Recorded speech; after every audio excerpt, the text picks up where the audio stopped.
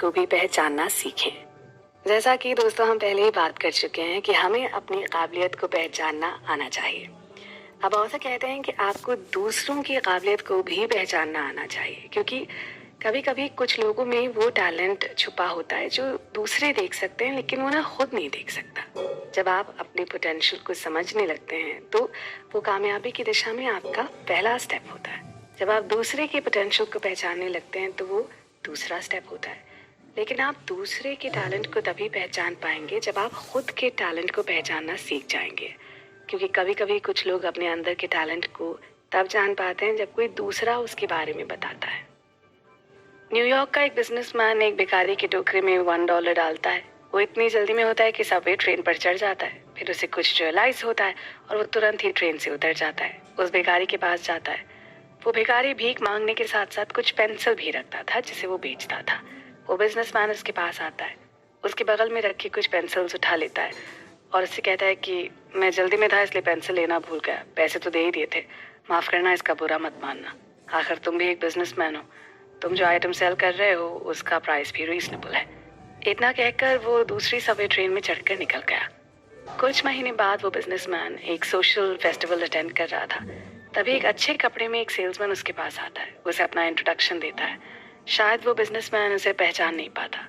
वो सेल्समैन उसे बताता है कि शायद आप मुझे नहीं पहचानते होंगे, लेकिन मैं आपका चेहरा जिंदगी भर नहीं भूल पाऊंगा। आप ही मेरी जिंदगी में आने वाले वो पहले इंसान हैं जिसने मुझे मेरी सेल्फ एस्टीम से पहचान कराई है। असल में मैं पेशे से एक भिखारी था।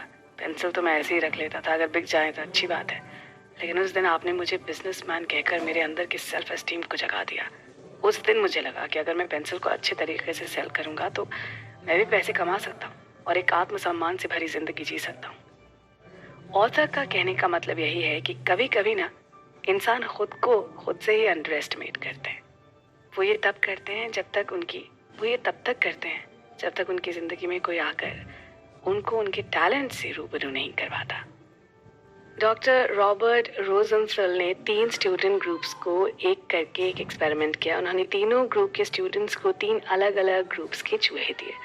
उसमें से एक ग्रुप से कहा कि ये चूहे बहुत ही होशियार हैं, इनकी ब्रीड बहुत ही शानदार और इंटेलिजेंट होती है, ये किसी भी भूल भुलैया के दूसरे एंड पर आसानी से पहुंच सकते हैं, इन्हें चीज़ खाना बहुत पसंद है। उन्होंने दूसरे ग्रुप के स्टूडेंट से कहा कि ये एवरेज किस्म के चूहे हैं, इनकी ब्रीड इतनी होशियार नहीं होती, लेकिन हाँ ये ज़्यादा बेवकूफ़ भी नहीं होते, ये किसी तरह से भूल भुलैया को पार कर लेंगे, इन्हें चीज़ ज़्यादा पसंद नहीं है, इनसे ज़्यादा उम्मीद मत करना। तीसरे ग्रुप को जो चूहे दिए जाते हैं उनके बारे में उन्हें बताया जाता है कि ये चूहों की सबसे बेकार क्वालिटी की ब्रीड है, ये भूल भुलैया के दूसरे एंड पर पहुंच गए तो तुम लोगों की किस्मत अच्छी है। इस तरह से 6 हफ्तों तक उन स्टूडेंट्स पर सेम साइंटिफिक कंडीशंस में रिसर्च किए गए। होशियार चूहों का काम वाकई शानदार रहा। दूसरे नंबर यानी कि एवरेज किस्म के चूहों ने एवरेज काम किया। बेवकूफ़ चूहे सच में बेवकूफ़ थे। उनके साथ उन स्टूडेंट्स को बहुत प्रॉब्लम हुई, वो बहुत ही मुश्किल से भूल भुलैया के दूसरे सिरे तक पहुंच पाए। ऑथर यहाँ पर सबसे इंटरेस्टिंग बात ये बताते हैं कि कोई भी चूहा होशियार या बेवकूफ़ नहीं था, सब एक साथ ही पैदा हुए थे, एक ही ब्रीड के चूहे थे। बस उन्हें देते वक्त स्टूडेंट के ग्रुप को जो समझा दिया गया था वो उनके दिमाग में घर कर गया था, इसलिए उन्होंने उन चूहों से भी वैसी ही उम्मीद की, क्योंकि उन लोगों ने उन चूहों को अलग अलग तरीके से देखा था। इसीलिए कहा जाता है कि अलग अलग बिहेवियर से अलग अलग रिजल्ट्स हासिल होते हैं। भले ही स्टूडेंट्स को चूहों की लैंग्वेज नहीं आती थी, लेकिन चूहों के पास भी सोचने का अपना तरीका होता है, क्योंकि सोचने का ढंग एक इटर्नल लैंग्वेज है। चूहों ने वैसा ही किया जैसा उनसे उम्मीद की गई थी। ठीक इसी तरह से बहुत से लोग उतना ही कर पाते हैं जितना उनसे उम्मीद की जाती है, जबकि उनमें ज्यादा करने की इनेट क्वालिटी होती है। आप जिस तरह से सिचुएशन और लोगों को देखते हैं वो बहुत इंपॉर्टेंट होता है। आप सिचुएशन को और लोगों को बिल्कुल वैसे डील करते हैं जैसे आप उन्हें देखते हैं, इसलिए आप अपनी ज़िंदगी में वही हासिल कर सकते हैं जो आप चाहते हैं।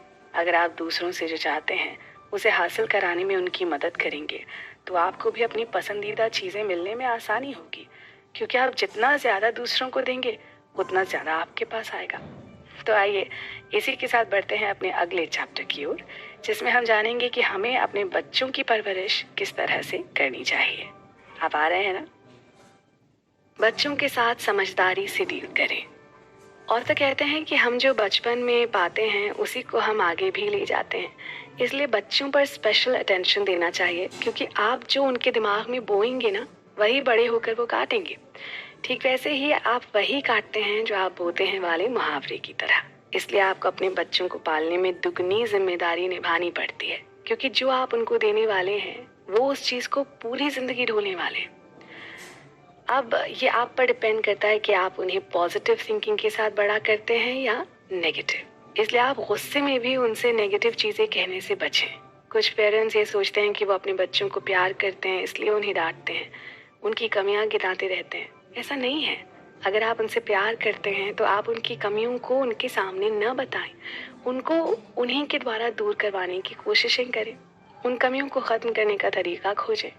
अगर आप बार बार उनसे उनकी कमियों के बारे में बात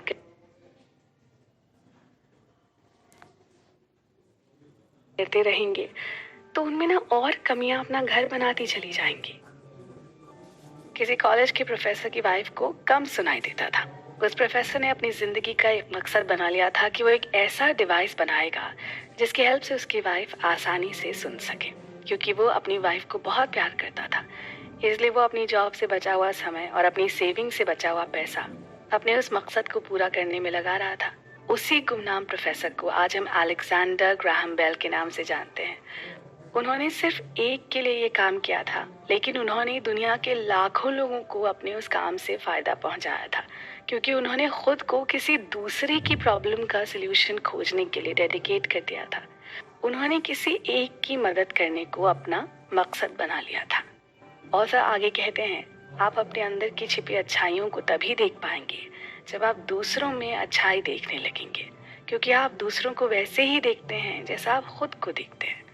आजकल बहुत से लोग समाज में बुराई ही खोजते रहते हैं। अक्सर लोग उन एक्स क्रिमिनल्स को बुरी या शक की नज़रों से देखते हैं जो अपने किए की सज़ा भुगत चुके हैं, जबकि वो एक अच्छी ज़िंदगी जीना चाहते हैं, लेकिन उनको तब भी बुरा माना जाता है, एक क्रिमिनल की तरह देखा जाता है। इसी वजह से बहुत से एक्स क्रिमिनल्स अच्छा बनने के बजाय क्रिमिनल्स ही बने रहना अच्छा मानते हैं। कुछ लोग जेल से छूट कर आते हैं और सोसाइटी की हरकतों और व्यवहार की वजह से फिर से जेल चले जाते हैं। कई एक्स क्रिमिनल्स ये कहते हुए पाए गए हैं कि वो खुद इस बात को एक्सेप्ट कर लेते हैं कि हर किसी को पता है कि वो एक्स क्रिमिनल्स हैं, इसलिए लोग उन पर भरोसा करेंगे ही नहीं। छोटी सी गलती पर भी उन्हें शक की नज़र से देखा जाएगा, या किसी भी चोरी या वारदात की घटना पर उन्हीं से सबसे पहले पूछताछ की जाएगी। इसलिए वो ऐसी जिंदगी जीते हैं, वो कभी भी बेफिक्र होकर एक सुकून भरी और शांत जिंदगी नहीं जी पाते। अगर हम एक्स क्रिमिनल्स को चोरों की तरह देखते हैं तो हम खुद में भी अच्छाई नहीं देखते, क्योंकि हम इतने अच्छे नहीं हो पाए कि किसी की अच्छाई को देख सके। हम हमेशा उनकी बुरी चीज़ों को ही देखते रहते हैं, उसी के हिसाब से उनके साथ व्यवहार करते हैं। हमारा यही व्यवहार एक अच्छे इंसान को बुरे इंसान में बदलने को मजबूर कर देता है। सोसाइटी की इस बड़ी प्रॉब्लम का सल्यूशन हम सबको खोजना चाहिए। हमें सोचना चाहिए कि एक्स क्रिमिनल्स भी सोसाइटी के एक मेंबर हैं। उन्होंने एक गलती की, उसकी सज़ा उन्होंने भुगती, अब वो फिर से सोसाइटी में लौट कर आए हैं, फिर से वो एक अच्छी ज़िंदगी जीना चाहते हैं। लेकिन कुछ बायस्ड लोग उन्हें अभी भी शक की नज़र से देखते हैं, जबकि हमें ऐसे लोगों को तो और एनकरेज करना चाहिए, उन्हें और सपोर्ट करना चाहिए, जिससे हम एक अच्छी सोसाइटी बिल्ड कर सकें। जीसस कहते हैं कि अगर आपका भाई आपकी किसी प्रॉपर्टी पर कब्जा कर लेता है तो आपको उसे डांटना और दंडित करना चाहिए, लेकिन अगर वो अपनी गलती को एक्सेप्ट करके रिग्रेट करता है तो आपको उसे माफ़ कर देना चाहिए और उसे अपने भाई की तरह ही ट्रीट करना चाहिए। एक बार कुछ धर्म प्रचारक या प्रीचर्स ने एक औरत को किसी गलत काम को करते हुए पकड़ लिया था। जैस के कानून में क्लियरली लिखा है कि ऐसी औरत को पत्थर से मारना चाहिए। वो उस औरत को जीसस के पास लेकर जाते हैं। उनको लगता है कि जीसस उस औरत को उनके मनमाफिक सज़ा देंगे। शुरू में जीसस उनके सवालों का जवाब नहीं देते, वो सिर नीचे करके रेत पर कुछ लिखते रहते हैं। फिर वो लोग जीसस से कुछ ऐसी सज़ा की मांग करते हैं जिससे उस महिला को टॉर्चर कर सके। कुछ देर के बाद जीसस उन सब से कहते हैं, तुम लोगों में से जिसने भी कभी कोई पाप ना किया हो वो सबसे पहले आकर इस औरत को पत्थर मारे। इतना कहकर वो फिर से सर झुकाकर रेत पर कुछ लिखने लगे। बाइबल में इस बात का जिक्र है कि जिन लोगों ने जीसस की इस बात को सुना,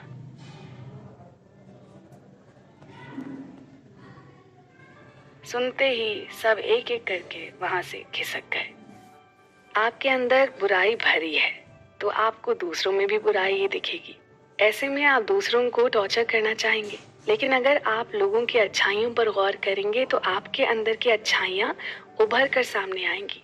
आप उनका फायदा उठा पाएंगे, साथ ही आपके आसपास के लोगों को भी फायदा मिलेगा। एक अच्छी सोसाइटी बिल्ड होगी, फिर लोग एक दूसरे में अच्छाई देखने का तरीका खोजने लगेंगे। तो आइए इसी के साथ बढ़ते हैं अपने अगले चैप्टर की ओर, जिसमें हम इस किताब की कुछ और इम्पोर्टेंट और इंटरेस्टिंग बातों को जानेंगे। आप बने रहें हमारे साथ। क्या आपके पास अपना कोई गोल है? क्या आपने अपनी जिंदगी में कोई गोल सेट करके रखा है? क्योंकि बिना गोल के जिंदगी में कोई रोमांच नहीं होता। क्योंकि बिना डेस्टिनेशन के उस तक पहुंचना उसी तरह मुश्किल है जिस तरह से किसी जगह पर बिना जाए वहां से वापस आना। जब तक आपके पास कोई फिक्स्ड गोल नहीं होता तब तक आप अपने अंदर के मैक्सिमम पोटेंशियल को जान नहीं सकते। जब तक आप कोई गोल नहीं सेट करते हैं आप अपनी मनचाही चीज को हासिल नहीं कर सकते। आप लोगों ने हार्वर्ड हिल का नाम सुना होगा। वो अपने वक्त के दुनिया के ग्रेटेस्ट आर्चर्स में से एक माने जाते थे। उनका निशाना ना कभी नहीं चूकता था। कहा जाता है कि वो तीर टारगेट के सेंटर पॉइंट पर मारते थे। ठीक उसी तरह से आपका भी गोल होना चाहिए और आपकी नजर उस गोल के सेंटर पॉइंट पर होनी चाहिए। बिना गोल या लक्ष्य के कोई भी मर्द या औरत ठीक वैसे है जैसे बिना गाइड के शिप। यानी जहां आपको पहुंचना है वहां तक पहुंचने में आपका गोल आपके लिए गाइड का काम करता है। अगर आप अपनी जिंदगी में कोई गोल नहीं सेट करते तो आप काम तो करेंगे लेकिन आपको ना कुछ भी हासिल नहीं होगा। आपको फील होगा कि आप अपनी जिंदगी में बहुत कुछ अचीव कर रहे हैं, लेकिन आखिर में आपके हाथ में कुछ भी नहीं आएगा। Great French naturalist John Henry fibre ने झुंड में चलने वाली बटरफ्लाईज पर एक अजीब सा एक्सपेरिमेंट किया था। ये बटरफ्लाईज अपने सामने वाली बटरफ्लाई को ब्लाइंडली फॉलो करती हैं। फाइबर ने एक बुके लिया, उसको इस तरह से सेट किया कि उसके चारों तरफ इन बटरफ्लाईज का एक सर्कल बन गया। बुके के सेंटर में उन्होंने पाइन फ्रूट रख दिया। पाइन फ्रूट यानी चीड़ का फल बटरफ्लाई का सबसे टेस्टी खाना होता है। सारी बटरफ्लाईज एक के पीछे एक करके उस बुके का चक्कर लगा रही थी। इस तरह से वो 7 दिन और 7 रातों तक चक्कर लगाती रही। फाइनली भूख और थकान की वजह से सभी मर गईं, क्योंकि उन्हें लगा कि वो जो कर रही हैं उससे उनका काम पूरा हो जाएगा। उनको काम करने का भ्रम हो रहा था। अच्छा, आपको क्या लगता है कि ज्यादातर इंसानों के पास उनके गोल्स होते हैं? नहीं, ज्यादातर लोगों के पास कोई गोल नहीं होता। उनको एक भ्रम होता है। अगर आपको इस बात पर विश्वास नहीं है ना, तो आप किसी भी सड़क पर चलते हुए यंग मैन को रोककर पूछ सकते हैं कि आप इस समय जो कर रहे हैं क्या आपको इससे कामयाबी मिलेगी? अगर आप उनसे ये डायरेक्ट कह देते हैं कि वो जो कर रहे हैं उससे उन्हें कामयाबी नहीं मिलेगी, तो वो ना नाराज हो जाएगा आपसे। वो आपसे कहेगा आप ऐसा कैसे कह सकते हैं, मैं अपनी कामयाबी के लिए काम कर तो रहा हूँ। लेकिन असल में वो एक भ्रम में जी रहा होता है। अगर आप ऐसे यंगस्टर्स को फॉलो करें तो 65 साल की उम्र तक पहुंचते पहुंचते उनमें से केवल 5 के ही पास फाइनेंशियल सिक्योरिटी होगी। उनमें से सिर्फ एक अमीर हुआ होगा, और इसका सबसे बड़ा कारण यही है कि उनमें से किसी ने भी अपना गोल सेट नहीं किया था। ऑथर इस बात पर जोर देते हैं कि आपको अपना गोल सेट कर लेना चाहिए। कोशिश करें कि आप अपने गोल को पेपर पर लिख लें, यानी कि कहीं नोट कर लें। अमेरिका में सिर्फ 3% लोग हैं जो अपने गोल को पेपर पर नोट करते हैं, बाकी ऐसे ही काम में जुटे रहते हैं। इसके 4 फंडामेंटल रीजंस हैं। पहला, उन्हें इसके बारे में पता ही नहीं है, ना ही किसी ने उन्हें कभी बताया है और ना ही उन्होंने कभी किसी से पूछने की ज़रूरत ही समझी। दूसरा, उनको ये नहीं मालूम कि उसे पेपर पर कैसे नोट करें। तीसरा सबसे बड़ा कारण है कि उन्हें लगता है कि अगर वो गोल सेट करेंगे और उस गोल को अचीव नहीं कर पाएंगे तो फिर लोग क्या कहेंगे। और चौथा है इंफीरियर सेल्फ इमेज, यानी कि खुद को अंडर एस्टिमेट करके देखना। जब आप कोई गोल नहीं सेट करते तो आप अपने समय को बर्बाद करते हैं। आप इसे एक एग्जाम्पल से समझने की कोशिश करें। जैसे आपका एक फ्रेंड अचानक आपको फोन करता है और कहता है कि कल मलेशिया घूमने चलेगा, पैसे की टेंशन नहीं लेनी है। उसके पास उसके बॉस का प्राइवेट जेट है, वहां पर उनका प्राइवेट बंगलो है, 2 लोगों की सीट खाली है, एंजॉय करके 2 दिन में लौट आएंगे। तो आप ना वहां जाने के बारे में सोचने लगेंगे। फिर आपको लगेगा कि भाई आपके पास तो कई सारे काम हैं। आप उससे कुछ दिन बाद रिप्लाई करने के लिए कहकर आप उससे कुछ देर के बाद रिप्लाई करने के लिए कहकर अपने 2 दिन के कामों की लिस्ट बनाने लगेंगे। आप मलेशिया अपने पैसों से शायद ही कभी जिंदगी में घूम पाए, इसलिए आप अपने टाइम को एक पेपर पर सेट करेंगे। आपको जो काम 2-3 दिन में करना था, आप प्लान बनाकर उसे फटाफट उसी दिन निपटाने की कोशिश करेंगे, जैसे कि आप अगले 2 दिनों के लिए फ्री हो जाएं। जरा यहाँ पर सोचें, अगर आप ऐसी ही प्लानिंग अपने हर काम के साथ करें तो आपको अपने काम को पूरा करने में कितनी आसानी होगी। साथ ही आप खुद के लिए और अपनी फैमिली के लिए काफी टाइम निकाल पाएंगे। आजकल आपको ऐसे बहुत से लोग मिलेंगे जो ये कहेंगे कि उनके पास तो टाइम ही नहीं है। टाइम क्यों नहीं है? क्योंकि उन्होंने अपने टाइम को सेट नहीं किया है। वो डेली कोई गोल नहीं सेट करते, बस ऐसे ही काम करते चले जा रहे हैं। जब आप गोल सेट करके काम करने लगेंगे तो आप काम शुरू करने से पहले प्लानिंग करेंगे, दूसरों को रिस्पॉन्सिबिलिटीज देंगे, अपनी मेंटल एबिलिटी का इस्तेमाल करेंगे। इससे आप ज़्यादा से ज़्यादा काम कर पाएंगे और आप फ्री फील करेंगे। नहीं तो आप काम करने के बाद भी फ्रस्ट्रेटेड फील करेंगे, अपने काम और अपनी लाइफ से खुश नहीं रहेंगे। आई होप आप इस बात को समझकर अपने गोल्स को सेट करना सीखेंगे, अपने काम के बारे में सोचना और उसकी प्लानिंग करना सीखेंगे। आप अपने समय का सही से इस्तेमाल करने लग जाएंगे। तो आइए इसी के साथ बढ़ते हैं अपने अगले चैप्टर की ओर, जिसमें हम जानेंगे कि हमें अपने गोल्स को सेट कैसे करना चाहिए। गोल्स सेट करना सीख लें। गोल का मतलब टारगेट और ऑब्जेक्टिव भी होता है। ऑथर आपको कहते हैं कि आप क्या करते हैं, कहाँ से बिलोंग करते हैं, इस समय आप किस कंडीशन में हैं, इससे ना कोई फर्क नहीं पड़ता। लेकिन अगर आपके पास कोई गोल नहीं है तो इससे बहुत बड़ा फर्क पड़ता है। अगर आपको अपने फील्ड में टॉप पर पहुंचना है तो आपके पास गोल्स का होना जरूरी है। जेसी पैट्री ने बहुत ही शानदार तरीके से इस बात को कहा है, मुझे गोल सेट करने वाला एक स्टॉक क्लर्क ला कर दें, मैं आपको एक ऐसा इंसान दे सकता हूँ जो हिस्ट्री क्रिएट कर देगा। मुझे एक बिना गोल वाला एक इंसान दें, मैं आपको सिर्फ एक स्टॉक क्लर्क ही दे सकता हूँ। ऑथर गोल्स के 7 अलग अलग प्रकार बताते हैं: physical, economic, spiritual, career, family, mental और सोशल। ऑथर कहते हैं कि उनकी थिंकिंग को आइडियलिस्टिक थिंकिंग नहीं कहा जा सकता। उनकी जिंदगी में इकोनॉमिक गोल्स उतनी इम्पोर्टेंट नहीं है। उन्होंने स्पिरिचुअलिटी और आदर्श को ज़्यादा महत्व दिया है। लेकिन अगर पैसा सही तरीके से कमाया गया है तो उसमें कोई बुराई नहीं है। अगर आप ज़रूरत से ज़्यादा पैसा कमाने में लगे हैं तो ये भी अच्छी बात है। इससे आप दूसरों के लिए भी अपॉर्चुनिटीज़ क्रिएट करते हैं। जो धर्म उपदेशक होते हैं वो तो पैसों को ही सारी बुराइयों की जड़ बताते हैं, जबकि ऑथर कहते हैं कि पैसे से प्यार आपकी सारी बुराइयों की जड़ है। जब आप पैसे के मोह में जकड़ जाते हैं तब आप बुराई करना शुरू कर देते हैं। देखिए, पैसे की तो हर किसी को ज़रूरत है, क्योंकि हम एक मटीरियलिस्टिक वर्ल्ड में जी रहे हैं। हमें पैसों की ज़रूरत है, लेकिन पैसे को कभी ईश्वर से बड़ा ना समझें, क्योंकि ईश्वर से बड़ा कोई नहीं है। जिस दिन आप पैसे को ईश्वर से ऊपर रख देते हैं उस दिन आप अपने पैसे से कभी भी सेटिस्फाइड नहीं होते। अब तक का सबसे होशियार इंसान सोलोमन अपने स्पिरिचुअल मैसेज में कहता है कि वो इंसान जो हमेशा सिल्वर खोजता रहता है वो कभी भी सिल्वर से सेटिस्फाइड होगा ही नहीं। आगे ऑथर कहते हैं कि आपके गोल्स बड़े होने चाहिए, क्योंकि जब आपके गोल्स बड़े होते हैं तो वो इफेक्टिव होते हैं। जब आप उन्हें अचीव करने के लिए आगे बढ़ते हैं तो आपके पास एक अच्छी खासी एनर्जी और पेशेंस होता है। जैसे अगर आप ये सोचते हैं कि घर खरीदना आपका गोल है तो आप एक दिन घर खरीदने के बाद फिर से अपनी उसी नॉर्मल एनर्जी में आ जाएंगे। अगर कार खरीदना आपका गोल है, आप कार खरीदने के कुछ दिन बाद तक तो खुश रहेंगे, लेकिन फिर एक आम जिंदगी जीने लगेंगे। इसलिए ऑथर आपको सजेस्ट करते हैं कि गोल इतना बड़ा हो कि जिसको पूरा करने में आपको हमेशा एनर्जी मिलती रहे। जैसे जितना बड़ा मैच होता है, खिलाड़ी उतनी ही टफ ट्रेनिंग करता है, उतनी ही एनर्जी के साथ उस मैच में उतरता है। ठीक यही चीज़ पॉलिटिक्स में भी लागू होती है। यानी आपने सच में बड़ा गोल सेट कर रखा है तो आप अपना बेस्ट देने की पूरी कोशिश करेंगे। आप अपनी ज़िंदगी को जिस ढंग से जीते हैं उसी से ये साबित हो जाता है कि आपको क्या मिलेगा। जैसे आप एक आयरन रॉड लेते हैं और उसका इस्तेमाल दरवाज़ा खोलने और बंद करने में करते हैं तो उसकी वैल्यू $1 होगी। उसी आयरन रॉड से आप घोड़े की नाल बना देते हैं तो उसकी वैल्यू करीब $50 हो जाएगी। और उसी आयरन रॉड को आप प्योरीफाई करके स्टील में तब्दील कर देते हैं और उससे महंगी घड़ियों के लिए स्प्रिंग बना देते हैं तो उसकी वैल्यू $2.5 लाख हो जाएगी। जिस तरह से आप आयरन रॉड को देखकर उसका अंदाज़ा लगाते हैं, ठीक उसी तरीके से आप अपने फ्यूचर के बारे में भी अंदाज़ा लगा सकते हैं। आपका प्रोफेशन या बिजनेस आपको कामयाब या नाकामयाब नहीं बनाता।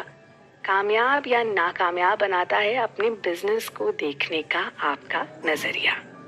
और फिर आगे कहते हैं कि आपके गोल दूर तक जाने वाले होने चाहिए, जिससे आप जिंदगी का एक लंबा सफ़र तय कर सकें।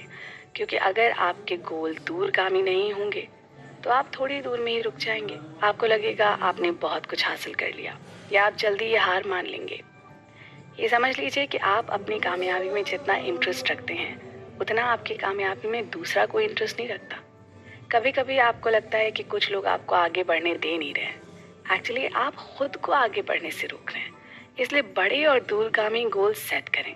इससे आप पहले ही खुद को मेंटली तैयार कर लेते हैं कि आपको दूर तक जाना है। रास्ते में आने वाली प्रॉब्लम्स की आप परवाह फिर नहीं करेंगे। और फिर आगे कहते हैं कि आपको डेली गोल सेट करने चाहिए। आप जब बड़े और दूरगामी गोल सेट कर लेते हैं तो आपको उस गोल को पाने के लिए डेली गोल सेट करने होते हैं। यानी आपको उस ओर बढ़ने के लिए डेली कितने कदम चलने हैं और किस तरह से चलने हैं। अगर आपके पास डेली की गोल्स नहीं है तो समझ लीजिए आप सपने में जी रहे हैं। हालांकि सपना देखना अच्छी बात है, लेकिन उन सपनों को हकीकत में बदलने के लिए आपको उस दिशा में डेली मेहनत करनी होगी।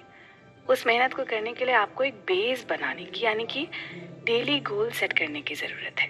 तभी आप धीरे धीरे टॉप पर पहुंचेंगे। इसके साथ ही आपके गोल्स स्पेसिफिक होने चाहिए। यानी आपका गोल ऐसा होना चाहिए जो आपकी ज़िंदगी को डिफाइन करे। ढेर सारा पैसा कमाना, बड़ा सोल्यूशन खोजना, अच्छी सैलरी पाना, बेस्ट लाइफ पार्टनर खोजना और स्टूडेंट बनना कई लोगों का गोल होता है। लेकिन इसके साथ ही साथ एक शानदार इंसान बनना भी आपके गोल में शामिल होना चाहिए। तो आइए इसी के साथ बढ़ते हैं अपने अगले चैप्टर की ओर, जिसमें हम जानेंगे कि नज़रिया कैसे काबिलियत से ज़्यादा इम्पोर्टेंट होता है। जानने के लिए बने रहें हमारे साथ। काबिलियत से ज़्यादा नज़रिया इम्पोर्टेंट होता है। दोस्तों, हम अपने इस चैप्टर में नज़रिए की बात करेंगे, यानी एटीट्यूड की बात करेंगे। आप लाइफ में ढेर सारा पैसा कमाना चाहते हैं, नई नई जगहों पर घूमना चाहते हैं, एंजॉय करना चाहते हैं, डिप्रेशन कम करना चाहते हैं, अपने पड़ोसियों और रिश्तेदारों से अच्छा रिलेशन मेंटेन करके रखना चाहते हैं, या फिर अपनी हेल्थ को सही करना चाहते हैं। आप जिंदगी में जो कुछ भी हासिल करना चाहते हैं, सब कुछ आपके सोचने के ढंग पर डिपेंड करता है। और तो कहते हैं कि अमेरिका में 3000 से ज़्यादा ऐसे स्कूल मिल जाएंगे जो आपके पैरों के अंगूठे के नेल्स काटने, किसी भी मशीन को चलाने से लेकर टॉन्सिल्स निकालने, कर्ली हेयर बनाने, यानी हर चीज़ करना सिखा सकते हैं। लेकिन आपको ऐसा एक भी स्कूल नहीं मिलेगा जो आपको ये सिखाए कि सही से सोचने के तरीके को कैसे बेहतर बनाया जाए। ना चाहे डॉक्टर हूँ, एडवोकेट हूँ, टीचर, पेरेंट्स, बच्चे, ट्रेनर, प्लेयर, राइटिस्ट या फिर लेफ्टिस्ट, कुछ भी हो, आपको हर फील्ड में सक्सेस तक पहुंचने में आपके नज़रिए का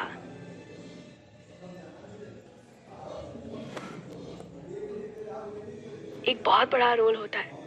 आपका नज़रिया आपकी काबिलियत से ज़्यादा इम्पोर्टेंस रखता है। ये माना जाता है कि आपके सोचने का तरीका सही होना चाहिए, लेकिन इसके बाद भी हम इस सोसाइटी के बनाए गए ढांचे में रहते हुए गलत सोचने का नज़रिया डेवलप कर लेते हैं, क्योंकि हम दूसरों के नज़रिए से देखने की कोशिश करते हैं या हम खुद को बदलना ही नहीं चाहते। हार्वर्ड यूनिवर्सिटी की एक स्टडी से पता चला है कि हमारी कामयाबी, काबिलियत और आगे बढ़ने के हमारे एटीट्यूड का 85% होता है। सिर्फ 15% टेक्निकल इंटेलिजेंस का रोल होता है। Father of American psychology William James ने कहा है कि हमारे वक्त की सबसे बड़ी डिस्कवरी ये है कि हम अपने एटीट्यूड को बदल कर अपनी ज़िंदगी को बदल सकते हैं। इसे सिंपल लैंग्वेज में समझें तो हम अपने नज़रिए से चिपके हुए नहीं हैं। चाहे ये अच्छा है, बुरा है या फिर किसी भी तरह का है, हम इसे चेंज कर सकते हैं। यानी आप अपने नेगेटिव एटीट्यूड को पॉजिटिव एटीट्यूड में बदल सकते हैं। अगर देखें तो नज़रिया एक बहुत ही छोटी सी चीज़ है, लेकिन ये बहुत बड़ा फ़र्क पैदा कर सकता है।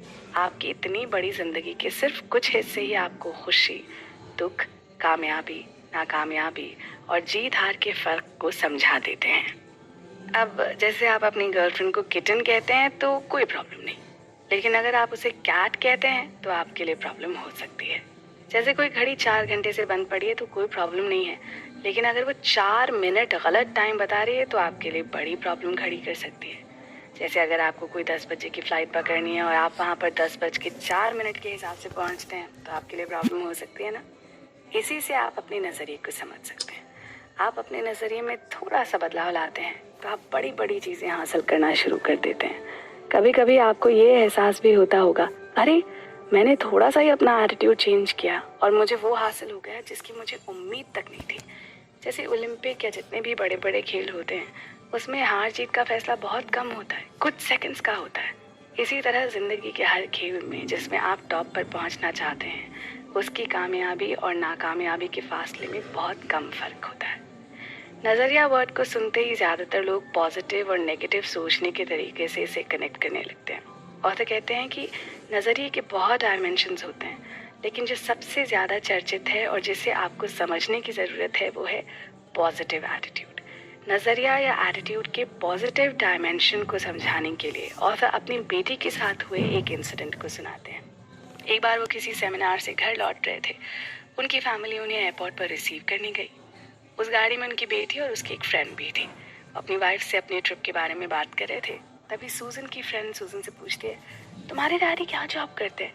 10 साल की छोटी बच्ची ने उससे कहा कि पॉजिटिव थिंकिंग के मटेरियल्स सेल करते हैं। सूजन की फ्रेंड भी सूजन की ही एज की थी, इसलिए उसका अगला सवाल पूछना लाजमी था, ये पॉजिटिव थिंकिंग के मटेरियल्स क्या होते हैं? तब सूजन ने उसे समझाया, जब आप बुरा फील कर रहे हो तब भी जो चीज़ आपको अच्छा महसूस करवाती है वही पॉजिटिव थिंकिंग का मटेरियल है। और से कहते हैं कि वो आपको इससे बेस्ट तरीके से पॉजिटिव थिंकिंग यानी एटीट्यूड के पॉजिटिव डायमेंशन के बारे में नहीं समझा सकते। आई होप आप इसे बहुत ही आसानी से समझ गए होंगे। तो ये आपकी सोच पर डिपेंड करता है कि आप क्या बनना चाहते हैं। इसीलिए वो कहते हैं ना कि आप अपनी सोच बदलेंगे तो आपकी ज़िंदगी बदल जाएगी।